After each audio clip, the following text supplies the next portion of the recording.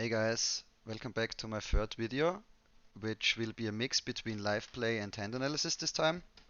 So first you will see me play 200 Zoom again, and then I reviewed two spots which came up while playing, where I was unsure about the theory. So I hope you enjoy this kind of format as well, and let's jump right into it. Okay, so this time we play in the evening board, so we don't have to be afraid that it dies out. And let's hope for some interesting spots again. Tens here, I'm gonna mostly call in those positions. When he min opens, I want to call even more because I get a good price. Here, once this guy free bets from those positions, tens is too weak to call forward. You can even for 10 checks here and only forward queens plus and some bluffs like ace queen suited maybe, king queen suited, but you don't need many forward bluffs in those positions because yeah, ace king off is basically a bluff already because perceived ranges are very strong here.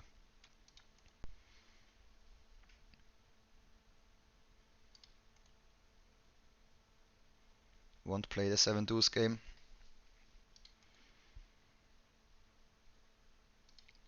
Check 9, I'm gonna open if it's folded to me.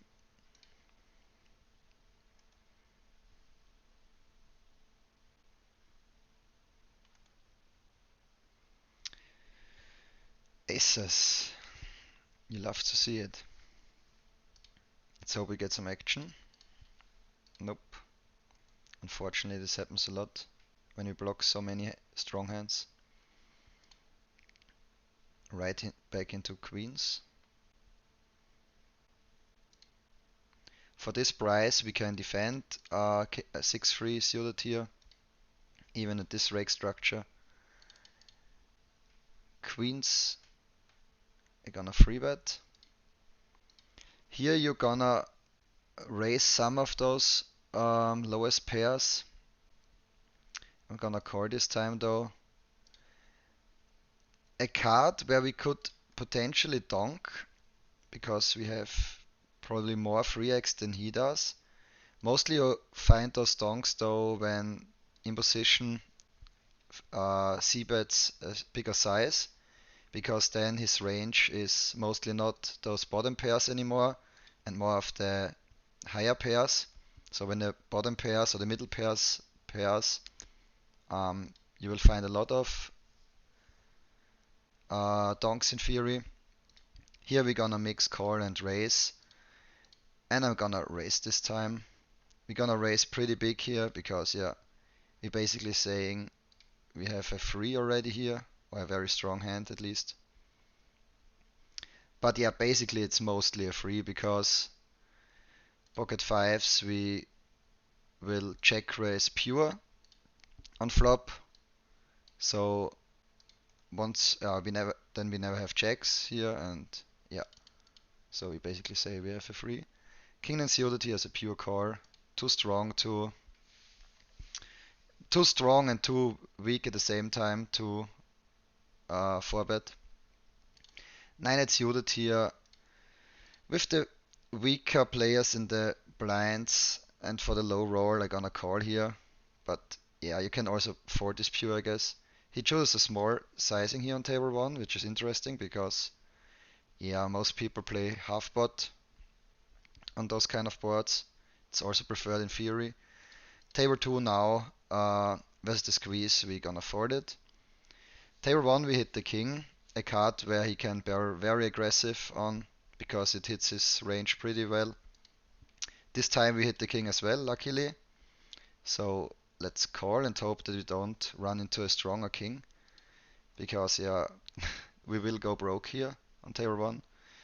Even when the flush gets there, we still kinda have to call it off. It's not a great spot. We don't really beat any value, so or most likely no value, so yeah. This time it was a bad turn for us, but it's okay. He still gonna find, hopefully find some bluffs here with like ace queen with a heart, ace jack with a heart, those kind of hands. Queen 5 here, a little bit too weak. I will start opening queen 6 here on cutoff. And here again with the weaker players in the blinds and the smaller opening size, I will flat this hand here to get into more spots with those guys. Here I think we can find some raises with our weak gutshot here, and I roll lowish. But I think when we raise kinda big already. Table 2 here, I play 75 or check. I will bet this time. Here once we hit our additional equity, I think we're gonna barrel a lot. And we're basically already saying that we have a very strong hand, so I go very big. Table 2, on this card, some straights getting there, but I think I wanna still bet like my turned jack X, most of them, so I play 75 again. Don't really know this villain. Now on the river,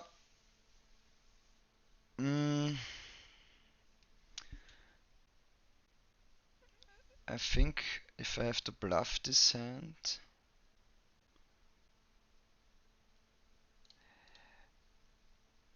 not 100% sure to be honest. Unfortunately, I had no time bank left. I thought what other hands I can bluff there. Not sure if Queen 10 is a better bluff or not.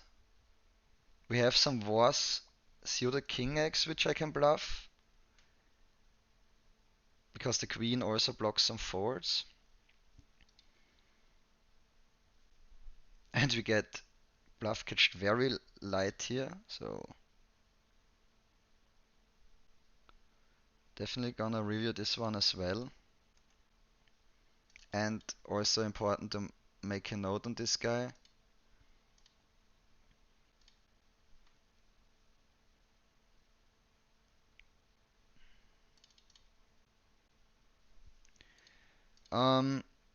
Here again with this 2x opening size, I wanna free bet a little bit less. Table 1 here, we don't face a c-bet, which is interesting. I always get a little bit sus when this happens, because most people just c-bet their entire range on those kind of boards. Here in table 1, I think we can already fold. Now we hit the set on turn.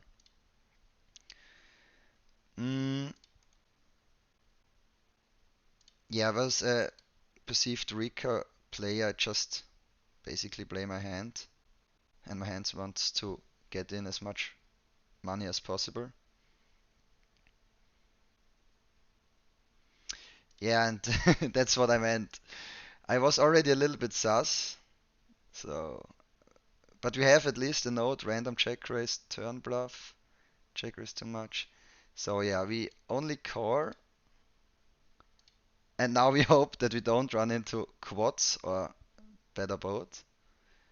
Once he checks, yeah, I think we are mostly good. But I can't imagine we get many cores here versus this line, but yeah, let's see. And he somehow had king queen off, okay. Interesting line to take. Yeah, gonna take a note on this one as well. Mostly I would take more notes, I guess, but yeah, here when playing and explaining, yeah, whatever. I mean, I don't play versus this guy a lot anyways in this pool, so. But yeah, I would recommend taking a note on those. Same with this guy who called down like ace high there, blocking even the 10, so. Um, Here we can probably see by the range. Yeah, in theory it's a car, that's for sure. I just wanna look at this guy a bit. I don't have too many hands. Yeah, let's play the theory and call it off. And seeing ace king there is a pretty good result. Here we get raised in position, which shouldn't really happen too much in theory. With our diamond, we call. I think in this line, also Saulo Costa made a video about this, I think, but it was regarding recreationals. But I think also some regs find some weird hands in this line, yeah. And just raise some random backdoors and stuff because they think, yeah, I see bad range and then don't defend enough. But now on this turn I can let go of my tens, so we are very well protected obviously on king queen boards. Our range consists a lot of strong hands there. Don't know this guy, so most likely recreational. I don't really have to bluff my ace queen here. The 9 is not a great card because now many of his natural draws like 9-10, 10-8, 9-8 got there. So it's not the greatest spot then to bluff catch, and now we just have an easy check and hope that we win versus some other ace highs or king highs or any other floats. But yeah, we don't have to bluff this even when we lose against fours.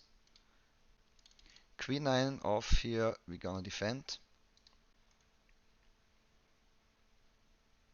And versus half pot on this paired board, we can 40 cent already.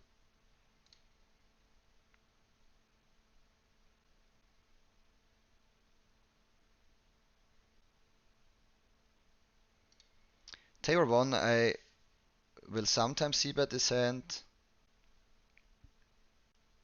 We roll 28, so I think I can do it this time, but it's also a nice hand to check.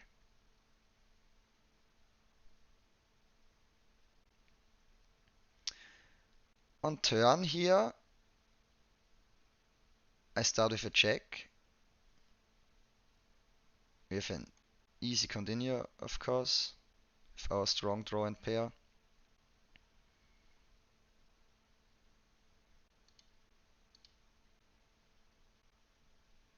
He chooses small sizing, so we press call. Don't see any reason to raise here with this hand. And on river, I think it's a good bluff catch. He would never bluff a 3, he would never bluff ace spade. So it's one of the premium bluff catches, I think. It's also easy to find enough bluffs there. Choose a big sizing. Still think I will call this hand, especially for an 11 roll. As said, it's one of our very good bluff catches. And it's not too hard to find bluffs here. Especially when he just turns completely random hands into bluffs. Table 2 I will defend 6 resuited here.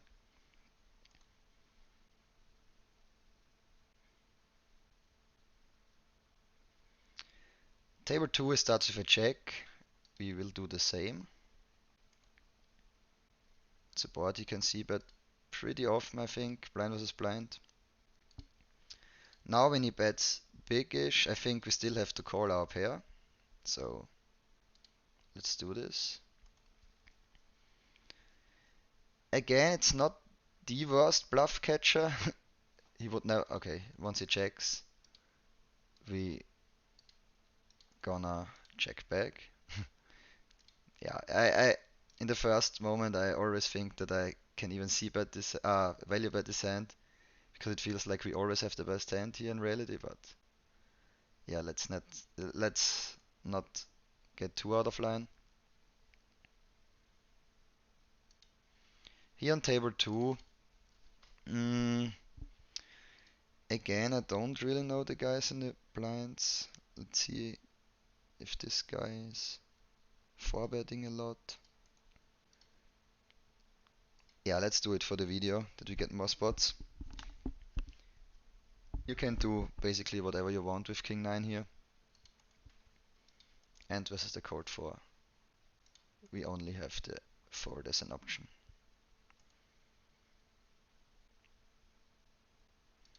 5 was suited for a low roll. I'm gonna open.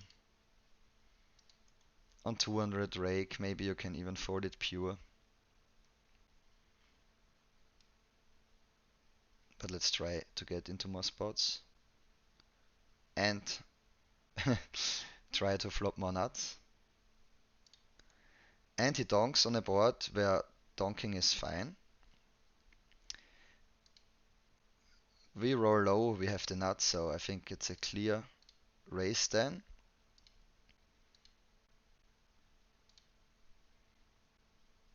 Let's see how he responds. Let's hope he doesn't find the fold.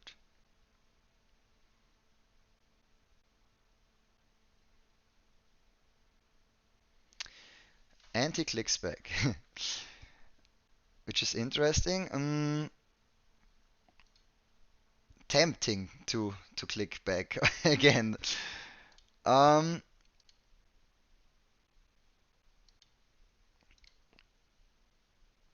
just think what I wanna do with my entire range here, if I have overpairs and stuff.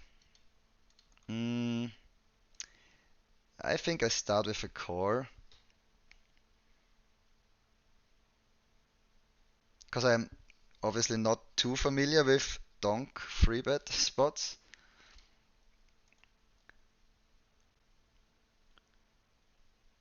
But I mean, I think he still can be full of shit here and do this with a random 5 or 4. Now when he checks, I think we get a fold a lot on turn. Might have hands like 6-5 though, 6-4, which he calls again. Because I mean, my range can be pretty wide as well still once he clicks back. And yeah, it's the cleanest runout you can pray for. So we gonna shove it in and hope for, I mean, a set would be great.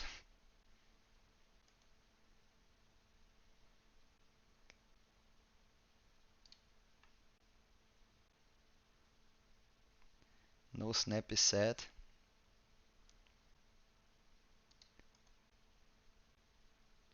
Let's see this 6-5 hero one time to end the video. Yeah, I think I'm gonna sit out here. Next big blind. And unfortunately, we will never find out what he had. But yeah, on flop, I think you can do whatever. I wonder what I wanna do with checks here in this spot. Yeah, I think call and raise are both fine options. But yeah, it's a bit of a freestyle spot for him as well, I assume. Can't imagine he studied this spot hard. So, in the end of this video, I wanna look at the theory behind two hands which we just played. The first hand I wanna look into is the King-Queen hand, where we got bluff catch very light by ace high after we triple on a 9 high board, or 9 high flop. So we c-bet, bet turn, and bet river. And let's see if our bluff was correct and how good or bad his bluff catch was in theory, at least. So I prepared the sim here. On flop we c-bet like half of the time with our range. Our main checks come from the very strong ace highs and from some low pocket pair. You also check a ton with aces because we don't really need any protection. And we also want a well protected checking range. So as you can see, the lower the pocket pair, the more protection it needs, the more it wants to bet on flop. And when you look at the suits of the suited hands, you always want to bet a bit more here with the backdoor flush draw. So after we c-bet, he calls and the rainbow check comes on turn, which is a very good card for our range. Why? We see but a lot of check X on flop because, yeah, as you've seen, we have queen check, king check, and all those kinds of hands. And he mostly folds those hands on flop. So those are those offsuit combinations, which are a lot of combinations. So when we hit the check, it hits our range way better. When we compare the EV of in position, it's 8.5 pp, and out of position only got 4.5 pp here. And when you look at the sizing, Solver highly prefers 75 here on turn, wants to bet most of his turned check X and still all over pairs. And the checks again come basically only from the board pairs which we already had, so like 9x, 7x, 4x, and a little bit of ace king. And when we look at his hand, he had ace 10, it already folds a bunch on turn. So on turn it's not really an EV mistake yet, but still it mostly folds. So I don't know if he rolled for it or just didn't know the theory. Yeah. The river was then the deuce of, in this case it was the suit from the 7, so deuce of diamond. And now on river I wondered, as I said in game, that if I want to bet my queen 10 or king queen on river, or what are my best bluffs, because I can't just bluff everything. And when you look at what Zorro prefers, you see that king queen always wants to bluff river and queen 10 gives up a lot. So what's also interesting is that you use a lot of 150% bets. So all your overpairs can mostly bet for an overbet sizing still. And so I also have to mix it up with my bluffs. And king queen here as well bets 75 and 150. Didn't roll for 150 here in game, which is a bit of a mistake then, I think. Because yeah, I can't just bluff with 75 and value bet with 150% sizing. And what I did correct though was that I wanted to give up queen 10 more than king queen. So this was good. Why you wanna give up more with queen 10, king 10 than with king queen? And that's because when you look at his folding range, his main folds come from pocket 10s, pocket 8s, and yeah, you don't want to have a 10 or an 8 so in your hand. That's why you always also bluff with king 6 and king 5, so with the lowest suited king X, and find checks with king 10 and king 8, although they both have no showdown value. And his hand, now on river, folds pure. So when we look at the EV, it's like minus 2.5 VB blunder. I don't know if he thought that I overbluff or if he just didn't know the theory. Maybe in hindsight it was also because I tanked so long and he might have thought that I would find a bet with my value hands faster. But yeah, we will never know.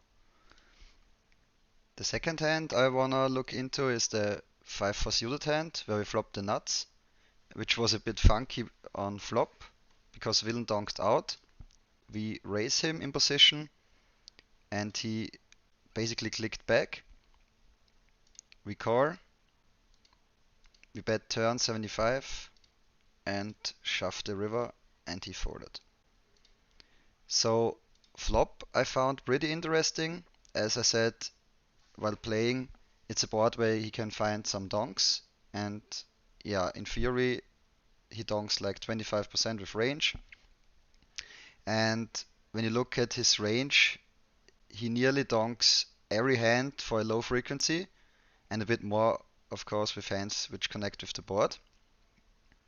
Versus this donk, it's interesting that you don't even raise this that much with your overpairs in position. So you have to be careful here in reality, that you don't just always find those raises with the overpairs, because then your calling range is way too weak and consists basically only of those random high cards which you float on flop with. So 5 suited though wants to mainly find a raise, which we did. And in theory, he should click back a lot. So he does it like 20% of the time. And now interesting versus this click back, I thought in game or while playing what I want to do with my checks, for example, or overpairs that need protection. And Sorva wants to mainly core with those kind of hands. So I think seeing this, I want to play call only, a call and fold only in reality then, because it's pretty hard to balance this out, I think, with bluffs and stuff. So yeah, I called. And interesting on the 10 turn is that he basically should check with his range, with his whole range. And after I saw this in the solution, I thought that my turn sizing might have been not the preferred one, because when he checks that much, we still wanna bet a lot with our overpairs. And when we bet 75 here, it gets already a bit close on river then, whether we can shove them or not. Because when you see 75 bet on turn and then the clean 8 river, which we had in game, you are already indifferent with your overpairs. So jacks and queens wanna mix shove and check. But when we bet small here on turn with those kind of hands, we can always bet 75 on river still. So yeah, what I learned here is that I wanna make sure that my calling range versus the donk is strong enough and that I don't raise too many overpairs in position. That I don't wanna have a 4 betting range on flop, and that my turn sizing on should be small mostly in theory. Alright, I think that's it for this video. Thanks for watching and have a good